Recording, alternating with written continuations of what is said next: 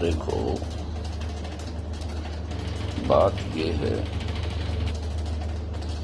कि आपका वास्तविक परिचय है क्या। आज आपको बहुत सुंदर बात बता रहा हूं। आपकी सुंदरता को प्रकाशित करने का विचार है आज, और वो ये है, देखो आप कितने सुंदर हैं उसको बता रहा हूं। ये शरीर की सुंदरता, शरीर की नुमाइश और व्यर्थ चर्चा, व्यर्थ चिंताएं सब आपका आइडेंटिटी नहीं है, आपका परिचय नहीं है। ये तो जानकारी है जो बचपन से लेकर आज तक हमने एकत्र करी है। वो जानकारी हमारे पास आती है और हम रिस्पॉन्स करते हैं, यानी जवाब देते हैं। वास्तव में जवाब देने वाला भी जानकारी ही है, और जानकारी भी जानकारी ही है। तो फिर हम क्या हैं? हमें कैसे पता चले कि हम कुछ हैं? वास्तव में आप अपने बचपन में जाइए इस चीज को जानने के लिए, समझने के लिए। जब हम छोटे से थे, रो रहे थे, कुछ नहीं जानते थे, दुनिया ने हमें कहा कि तुम हो। आपने कहा मैं हूं। तुम्हारा नाम ये है कि हाँ ठीक है, मेरा नाम ये है। तुम्हारे माता पिता ये हैं कि हाँ ठीक है। और पता नहीं कितनी बातें, स्कूल, पढ़ाई, दुनिया की भर की प्लानिंग दुनिया ने हमें दे दी, और हम हाँ में हाँ मिलाते चले गए, और आज तक हाँ में हाँ मिला रहे हैं। माने सब उधार ज्ञान, केवल हर चीज को मान रहे हैं बिना जाने।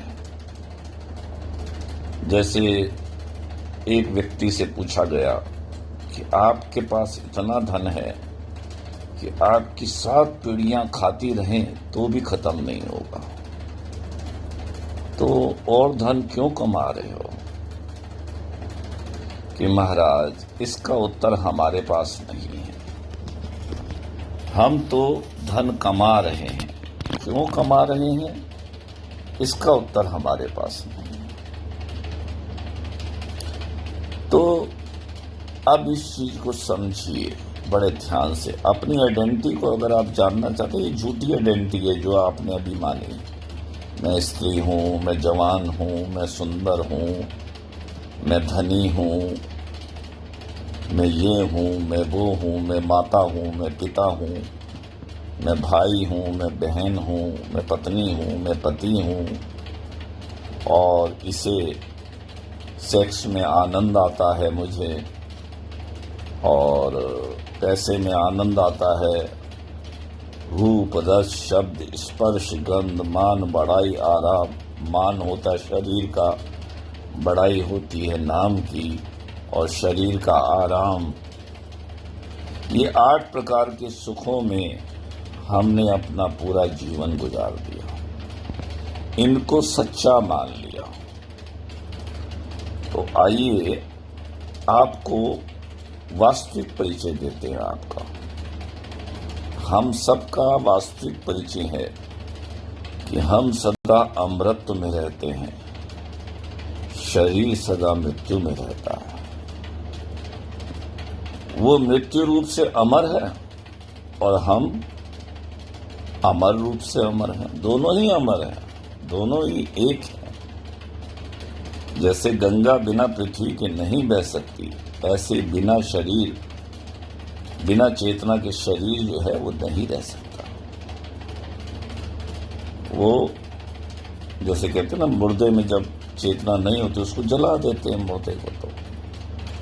तो शरीर बिना चेतना के नहीं रहता, जैसे गंगा पृथ्वी के बिना नहीं रहती। अब देखिए, हमारे जीवन में जिन जिन चीजों को हमने माना है वो सत्य की तरह हमें दिखाई देने लगे। हम सत्य संकल्प हैं, बिल्कुल सत्य संकल्प। जैसे एक व्यक्ति जंगल में गया और बहुत भूख लगी हुई थी, प्यास लगी हुई थी, तो जंगल में गया तो एक वृक्ष के नीचे बैठ गया। तो भूख लगी हुई थी, इतने में भोजन आ गया।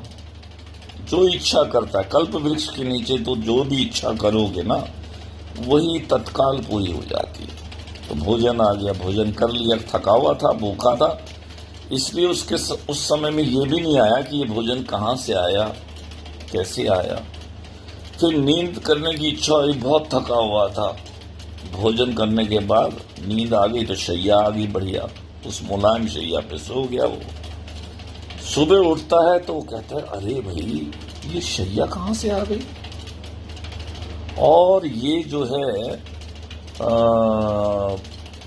भोजन कैसे आ गया था, कहीं आसपास में भूत प्रेत तो नहीं है। तो भूत प्रेत आ गए कि मुझे खा ना जाए, खा गए। जैसे जैसे वो संकल्प करता है वैसे ही वैसे हो जाता है कल्प वृक्ष के नीचे। उसी तरह हम सत्य कल्प वृक्ष के समान हम भी, हमारी चेतना कल्प वृक्ष है।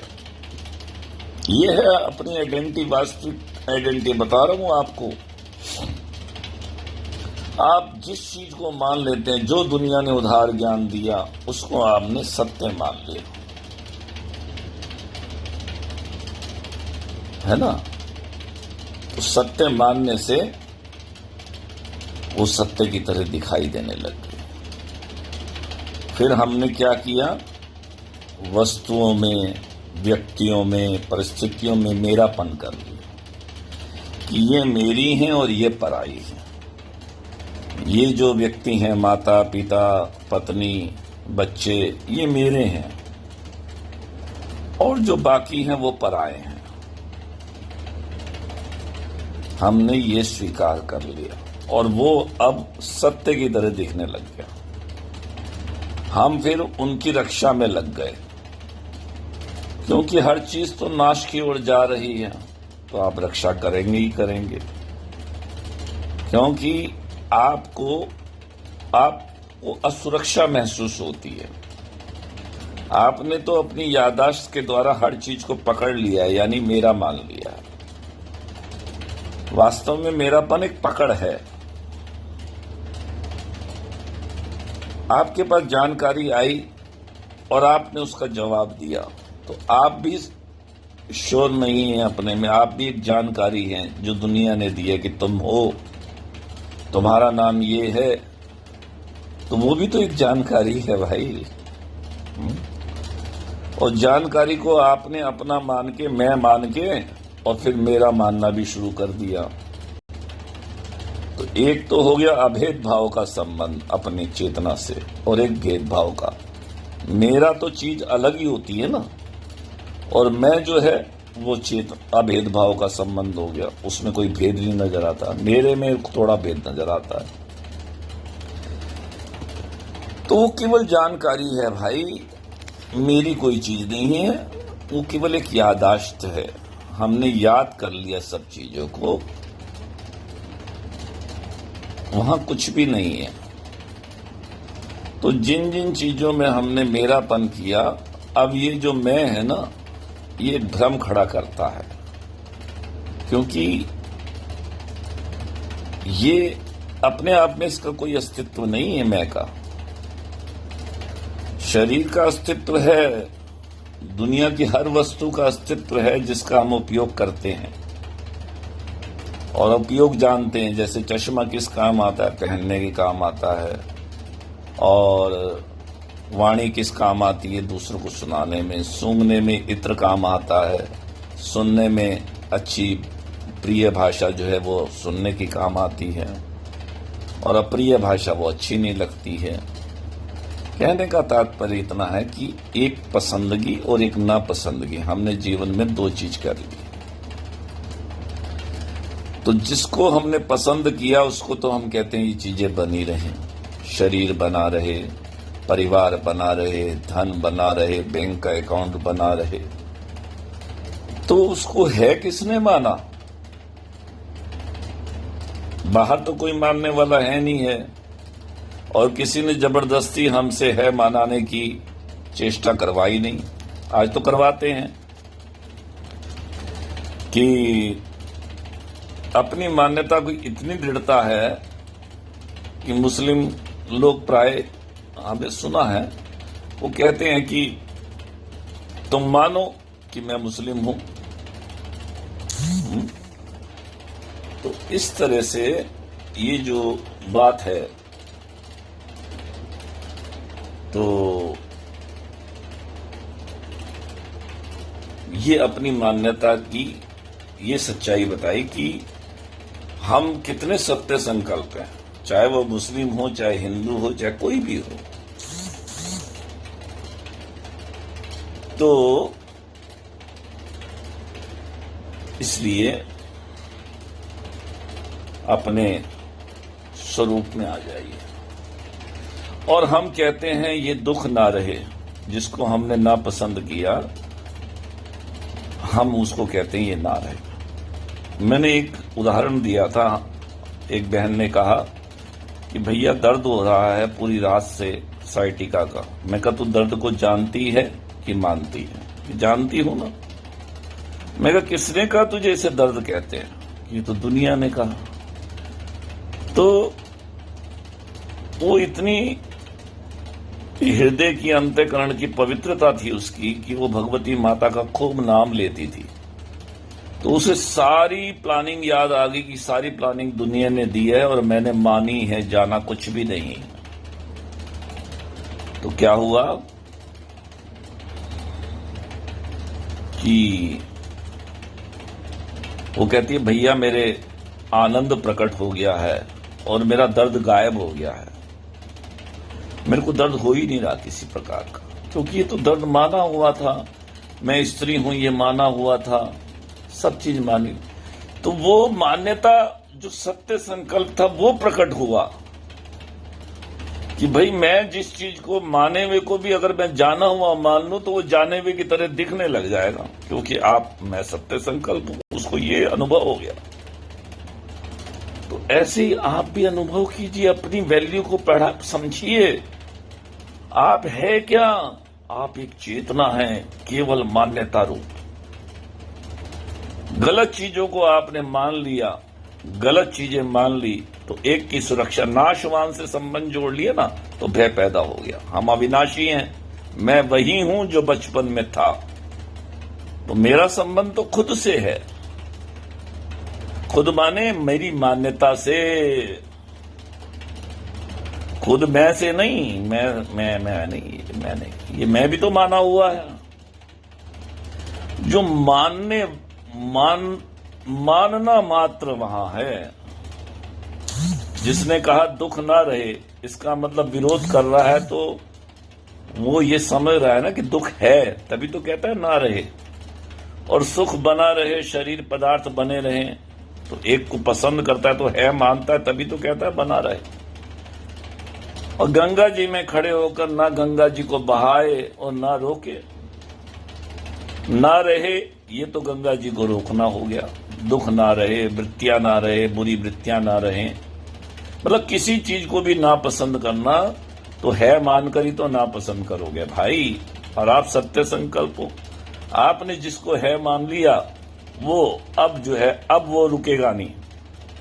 जिसको रोकना चाहोगे वो रुकेगा नहीं, और जिसको बहाना चाहोगे वो रुक जाएगा, वो बहेगा। आप सत्य संकल्प हो भाई। आपकी कल्पना ही सारा, आपकी सत्य संकल्पता ही सारा काम करती है। बस अपनी उस तरफ दृष्टि चली जाए कि अरे भाई ये तो मैंने ही पकड़ा हुआ है संसार को। शरीर ने कभी नहीं कहा कि तुम मेरे हो या मैं तुम्हारा हूं।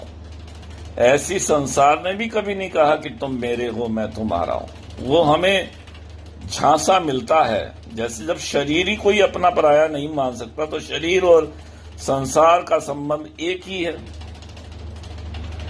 तो हम जिस चीज को पसंद करेंगे तो पहले भीतर की पसंदगी होगी ना, तभी तो बाहर आएगी। तो इसलिए ना समय को पसंद करो, क्योंकि कोई चीज बाद में नहीं होगी, वो मौजूद है मान्यता हमारी, और मौजूद से प्यार करो। वो प्यार करना क्या हुआ कि ना तो किसी को कहें कि ये बना रहे और ना ये कहें ना रहे, ना गंगा जी को रोकें और ना बहाएं।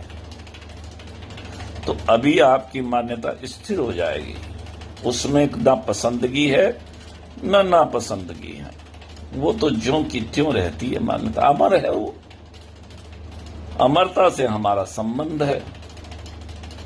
बस इस चीज को पहचान लो कि ये जो मान्यता है यही मेरी आइडेंटिटी है, यही सत्य संकल्पता ही मेरा सत्य है, बाकी सब झूठ है, सब जानकारी है, और जानकारी यादाश्त में अंकित है। वो सारे शब्द खाली हैं, फिसलते चले जाते हैं, लेकिन कोई उसका केंद्र नहीं है, फोकस नहीं कर सकते, क्योंकि वो परिणाम देते ही नहीं है। कहां फोकस करोगे आप? हम मान लेते हैं हम सत्य संकल्प है भाई, आप जिस चीज को महत्व दोगे वही सत्य दिखने लग जाएगी। एक ने प्रश्न किया कि समय ताकतवर है कि पैसा, तो उत्तर ठाकुर जी की तरफ से आया कि समय चरित्र के निर्माण में लगता है, क्योंकि हमने झूठी बातों से अपना चरित्र बिगाड़ लिया है, और पैसा जो है शरीर की आवश्यकता के लिए काम आता है, और कोई पैसे का उपयोग नहीं है। पैसा आपको वस्तुएं दे सकता है, अनुकूल परिस्थितियां दे सकता है, लेकिन आपकी शांति थोड़ी दे देगा।